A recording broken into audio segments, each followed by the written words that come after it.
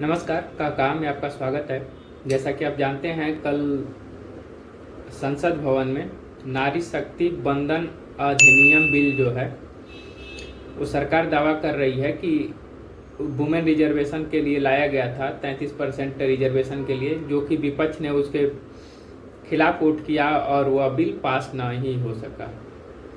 लेकिन यह वह बिल नहीं था, यह बिल था परिसीमन बिल था, जिसे कहते हैं कि 2026 परिसीमन बिल था। अगर पास हो जाता तो परिसीमन क्या है कि परिसीमन वो होता है कि जनगणना के बाद देश की जो जनसंख्या है वो डिफरेंट हो जाती है, मतलब कम हो या बढ़े लेकिन डिफरेंट हो जाती है। तो उसके हिसाब से नए क्षेत्र तय किए जाते हैं, नए कॉन्स्टिट्यूएंसी पहले नहीं बनाए गए हैं, लेकिन क्या होता है कि उनके जो जनसंख्या है उसका बॉर्डर है, कहीं बढ़ा दिया जाता है, कहीं कम कर दिया जाता है। अब सरकार ये कह रही थी कि यह वुमेन रिजर्वेशन बिल है, तो आप 22 सितंबर 2023 को प्रधानमंत्री श्री नरेंद्र मोदी जी के ट्विटर अकाउंट पे जाइएगा और देखिएगा कि फिर वो उस दिन क्या पास हुआ था और वो किस चीज़ का महिला एमपी से माला पहन रहे थे संसद की सीढ़ियों पे। वो क्यों अपना उस दिन स्वागत करा रहे थे महिलाओं से। विपक्ष का ये कहना है कि विपक्ष ये जानता है कि यह परिसीमन आ जाने से इससे क्या होगा कि दो चीज़ें हो सकती हैं। पहला कि जहाँ जहाँ पे बीजेपी मजबूत है वहाँ अपने हिसाब से क्षेत्र तय करेगी। आप पूछेंगे कैसे, मैं आपको बताता हूँ कि मान लीजिए कि कहीं दलित हैं, ओबीसी हैं, फिर जनरल कास्ट के लोग हैं। अगर बीजेपी को जनरल कास्ट के लोगों को ज़्यादा वोट मिलता है और ओबीसी का वोट कम मिलता है या दलित का वोट कम मिलता है, तो वहाँ पे कैसे मैनिपुलेट किया जा सकता है कि जहाँ पे ओबीसी ज़्यादा है और दूसरी पार्टियों को फ़ायदा मिलता है, वहाँ क्या करेगी, ओबीसी की जो सीमा है, जो भी क्षेत्र है, उसको अपने हिसाब से परिसीमन आयोग के तहत वह बांट सकती है। जैसे मान लीजिए अगर कोई कॉन्स्टिट्यूएंसी है, उसमें 50,000 ओबीसी जनसंख्या है, 10-15 हज़ार दलित हैं और 10-15 हज़ार अगर देखा जाए तो ये जनरल हैं, क्योंकि ओबीसी जिसका वोट बैंक है उसको ज़्यादा मिलने के आसार हैं। तो वह क्या करेगी कि उस ओबीसी के जो 10,000 15,000 वोटर हैं वह एक साइड कर देगी, जनरल के साथ कर देगी, जिससे सीमाएं तय होती हैं। आप ये मत सोचिएगा सीमा वहाँ पे कुछ कर देगी यहाँ की, उधर उनका भी बहुत ज़्यादा प्रभाव ना रह जाए और इधर भी ना रह जाए। तो ये चीज़ें, और इसका प्रयोग उसने जम्मू कश्मीर और असम में करके देख लिया है। साथ ही 2001 में जो जनगणना हुई थी, उसके बाद 2002 में जो परिसीमन आयोग लागू हुआ था, उस समय गुजरात में भी वही प्रयोग करके देख चुकी है। इसलिए गुजरात में आज तक बीजेपी है।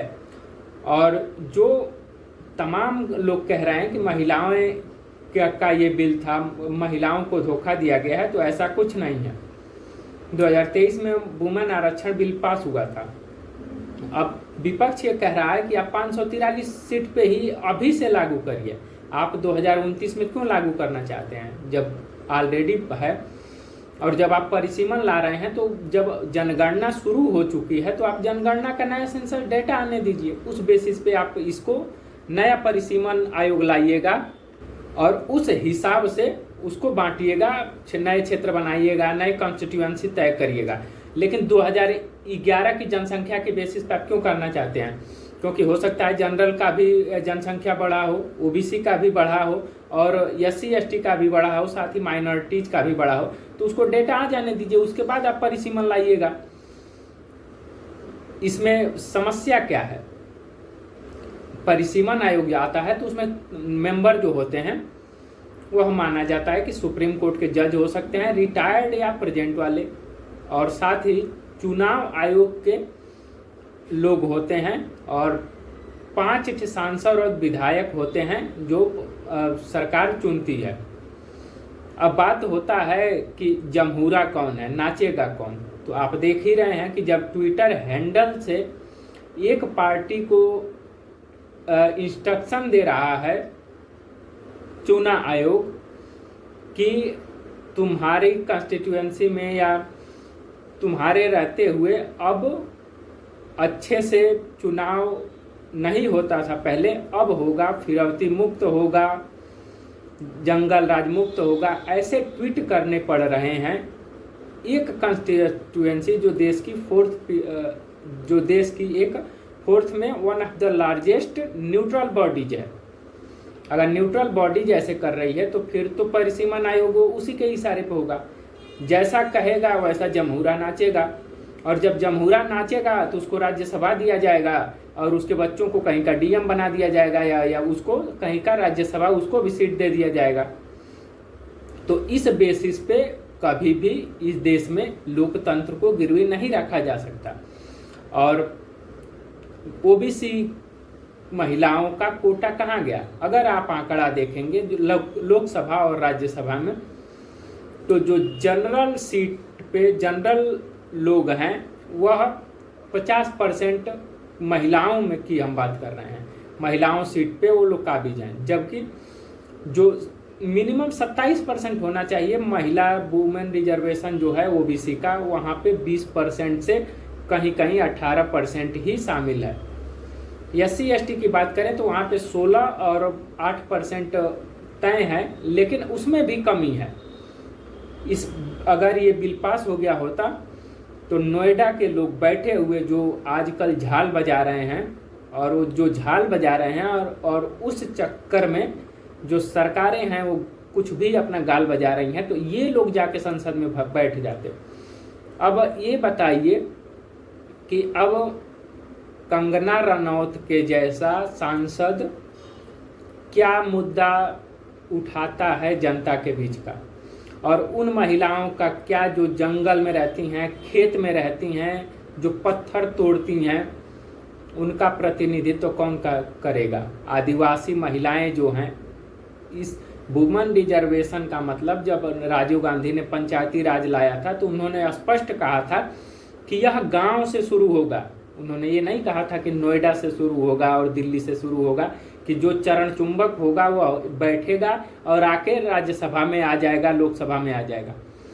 राजीव गांधी जी का जो सपना था कि देश की महिलाओं को सशक्त बनाना है, और वो रास्ता गांव से होकर गुजरेगा, दिल्ली के संसद से होकर नहीं गुजरेगा, गांव का प्रतिनिधित्व तय होगा। और राजीव गांधी ने वो नींव रखी पंचायती राज लाके, जिसका प्रतिनिधित्व आज दिख रहा है, और सरकार को आनन फानन में महिलाओं के लिए बिल लाना पड़ रहा है, क्योंकि पंचायत से जिला पंचायत और जिले तक महिलाएं पहुंच चुकी हैं। अब उनकी बारी है संसद में पहुंचने की, और जब तक उसमें कोटा विदिन कोटा नहीं होगा तब तक जो पिछड़ी महिलाएं हैं उनके साथ अन्याय होता रहेगा।